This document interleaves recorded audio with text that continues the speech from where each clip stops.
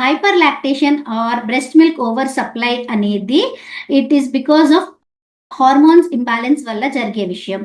అది చాలా కొద్ది మందికి మాత్రమే ఉంటుంది.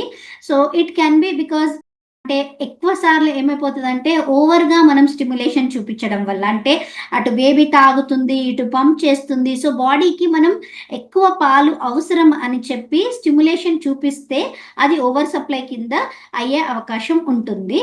బట్ హార్మోనల్గా ఓవర్ సప్లై అయ్యేది చాలా కొద్ది మందికి మాత్రమే. బాడీ బ్రెస్ట్ మిల్క్ ని ఫస్ట్ 15 to 20 డేస్ డెలివరీ తర్వాత హార్మోన్స్ వల్ల, అంటే ప్రోలాక్టిన్, ఆక్సిటోసిన్ అనే హార్మోన్స్ ఉంటాయి, వాటి ఉత్పత్తి వల్ల మిల్క్ ప్రొడక్షన్ అనేది జరుగుతుంది. But once baby latching and sucking మొదలు పెట్టిన తర్వాత and first 15 days 2 weeks of life of baby cross అయిన తర్వాత that will convert to supply and demand. అంటే బేబీ లాచ్ చేసి బ్రెస్ట్ ఎంటీ చేస్తున్న కొద్దీ ఆటోమేటిక్ గా మిల్క్ అనేది సప్లై పెరుగుతుంది. అప్పుడు హార్మోనల్ కంట్రోల్ అనేది తగ్గిపోయి డిమాండ్ సప్లై అనే మోడ్ మాత్రమే పెరుగుతుంది అనమాట. సో అప్పుడు మనం ఎంత ఎంటీ చేస్తే బ్రెస్ట్ ని, ఎంత ఫ్రీక్వెంట్ గా ఎంటీ చేస్తే అంత ఎక్కువ ప్రొడక్షన్ మొదలవుతుంది.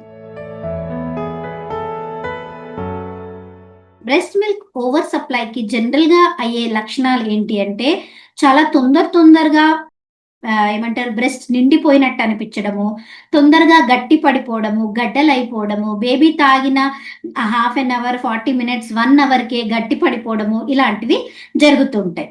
సో ఇలాంటివి మనకి మెయిన్ గా కనిపించే లక్షణాలు. అండ్ ఇంకొకటి ఏమంటే మిల్క్ ఆగిపోయి గడ్డలు అయిపోయి ఇన్ఫెక్షన్ అయ్యే ఛాన్స్ కూడా ఉంటుంది ఒక్కొక్కసారి ఓవర్ సప్లై వల్ల. సో అది కూడా మనం ఈ ప్రాపర్ గా మేనేజ్ చేసుకోవాలి. అంటే ఓవర్ సప్లై అవుతుంది అన్నప్పుడు మనం ప్రాపర్ గా మేనేజ్ కూడా చేసుకోవాలి. ఇది మదర్ సైడ్ నుంచి. బేబీ సైడ్ నుంచి మనకి ఎలా తెలుస్తుంది ఓవర్ సప్లై అంటే, బేబీ లాచ్ చేస్తూ తాగుతున్నప్పుడు ఒక్కొక్కసారి పొరపోవడం కానీ, ఏడవడం కానీ, ఆర్ తోసేయడం, మదర్ని తాగుతూ మధ్యలో కాఫ్ చేయడం కానీ ఇలాంటివి చేస్తుంది. ఇవన్నీ బికాస్ ఆఫ్ ఓవర్ సప్లై జరుగుతాయి అనమాట. అంటే బేబీ తట్టుకోలేనంత పాలు వస్తుంది, అంటే మింగలేనంత పాలు వస్తున్నాయి కాబట్టి అది ఓవర్ సప్లై అని మనం చెప్తాం. సో దానికి కూడా మనకు control measures and management measures ఉంటాయి. మిల్క్ ఓవర్ సప్లై వల్ల మదర్ కి ఎప్పుడు ఎంగార్జ్ గా, డిఫికల్టీగా and tight of the breast లాగా ఉంటుంది ఎక్కువ సార్లు. అండ్ ఇంకొక విషయం ఏమైతుందంటే, ఓవర్ సప్లై వల్ల ఒక్కొక్కసారి బేబీ సరిగ్గా డ్రైన్ చేయకపోయినా ఆర్ లాంగ్ గ్యాప్ బేబీ ఎక్కువసేపు పడుకుండిపోయినా ఒక్కొక్కసారి అది డక్ట్స్ బ్లాక్ అయిపోవడము, ఇన్ఫెక్షన్ అయ్యే ఛాన్సెస్ కూడా పెరుగుతాయి. ఇది మదర్. బేబీకి పొరబోవడము, కాఫ్ రావడము తాగుతూ ఉంటే, అండ్ మింగలేకపోవడము, ఇలాంటివి జరుగుతూ ఉంటాయి. అండ్ దానివల్ల బేబీ ఏమైపోతుందంటే ఇరిటబిలిటీ పెరుగుతుంది. అంటే తాగడానికి ఇష్టపడకపోవడము, నర్సింగ్ అవర్షన్ అంటాం. అంటే బ్రెస్ట్ తాగడానికి నచ్చకపోవడము, బ్రెస్ట్ దగ్గరికి ఫీడింగ్ పొజిషన్ తీసుకురాగానే బేబీ ఏడవడము, ఇలాంటివన్నీ స్టార్ట్ చేస్తారనమాట. ఓవర్ సప్లైని మేనేజ్ చేయడానికి బోత్ మదర్ సైడ్ నుంచి బేబీ సైడ్ నుంచి చేయొచ్చు. మదర్ సైడ్ నుంచి వచ్చేసి చాలా మంది మదర్స్ పాలు పెరగడానికని రకరకాల గ్యాలెక్టోగాగ్స్, మందులు, ఇంట్లో పెట్టే ఫుడ్, ఇవన్నీ రకరకాలుగా తింటా ఉంటారనమాట. సో అలాంటివి తినడం వల్ల కూడా ఒక్కొక్కసారి మదర్కి ఓవర్ సప్లై అయ్యే ఛాన్స్ ఉంటుంది.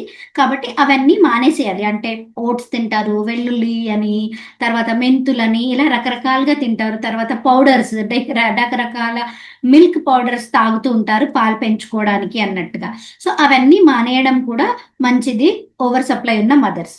Coming to baby side over supply తగ్గించడానికి బ్లాక్డ్ ఫీడింగ్ అని చేస్తాం. అంటే ఒకేసారి 2 sides, ఒక సైడే ఎక్కువ సార్లు ఇవ్వడము, ఎక్కడైతే ఓవర్ సప్లై ఉందో ఆ సైడ్ ఇవ్వడము, ఫీడ్ కి మధ్యలో ఐస్ ప్యాక్ పెట్టుకోవడము, ఆర్ సిజరింగ్ అంటాం. అంటే బ్రెస్ట్ కి మనం ఇలా పట్టుకొని ఏమంటారు, ప్రెస్ చేసి పెట్టి ఫీడింగ్ కంట్రోల్ చేయడము, అంటే సప్లై రావడాన్ని కంట్రోల్ చేయడము, సిజరింగ్ అంటాం దాన్ని.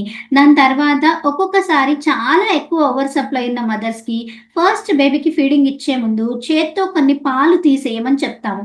సో దట్ ఫాస్ట్ ఫ్లోని మనం ఈజీగా కంట్రోల్ చేయొచ్చు. అండ్ డిఫరెంట్ పొజిషన్స్ ఉంటాయి వాటిని ఓవర్ సప్లై బేబీ కంట్రోల్ అంటే లేడ్ బ్యాక్ పొజిషన్ కానీ లైన్ డౌన్ పొజిషన్ కానీ ఇవన్నీ చేయడం వల్ల ఒక విధంగా ఓవర్ సప్లైని మనం కంట్రోల్ చేయొచ్చు.